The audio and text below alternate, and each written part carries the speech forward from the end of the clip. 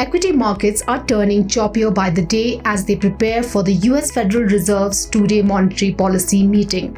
The benchmark indices, for instance, fell over 1% in the intraday trade yesterday but ended near flatline. Moreover, over the past 6 months, the S&P BSE Sensex and the Nifty 50 have slipped around 5% on the bourses amid expectations of rate hikes by global central banks due to the ongoing Russia-Ukraine war and historically high inflation. Against this backdrop, all eyes are on the US Fed meeting, which begins later today. The outcome might result in a 50 basis point rate hike in the world's biggest economy, its biggest hike since 2000. Moreover, it could also be the first time in 16 years that the US Fed officials will hike borrowing costs at 2 consecutive meetings. Analysts expect the US Central Bank to announce plans to start shrinking its near $9 trillion bond portfolio at a likely pace of $95 billion a month. If so, that would be nearly twice as fast as the previous time officials delved into trimming the money supply in 2017. See, markets have definitely priced in 50 basis point rate hike. So, I think as long as it is 50 basis points, so that is already priced in. See, as far as US market is concerned, whatever we have seen in last 2 weeks, I think bond markets have been pretty much volatile and they are already pricing in steeper hikes. But I'm not sure about how the Indian markets have been pricing it in. So there could be some mispricing as far as Indian market is concerned. Concurring with Solanki, Dhananjay Sinha of JM Financial believes that riskier asset classes could be in for a volatile phase as they haven't priced in elevated rates yet. I think what the market would be looking for is whether the hawkishness that Fed has actually adopted recently, is it going to be far more aggressive than what is known. I think that's what the market would be looking forward to.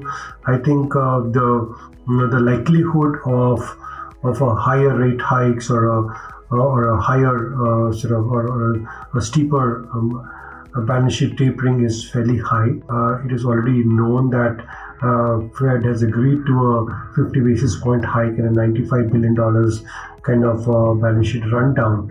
I think what is not known is the implication of that on the asset price in the financial markets across fixed income, equities, commodities, real estate, etc. So this is going to have a permeating effect on multiple assets.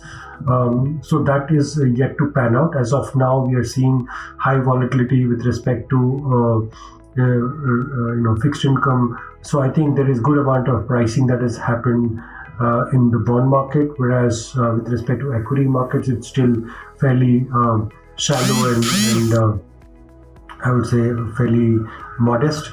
So it's quite likely that as the normalization pans out, it's the impact of that on risk assets can be seen.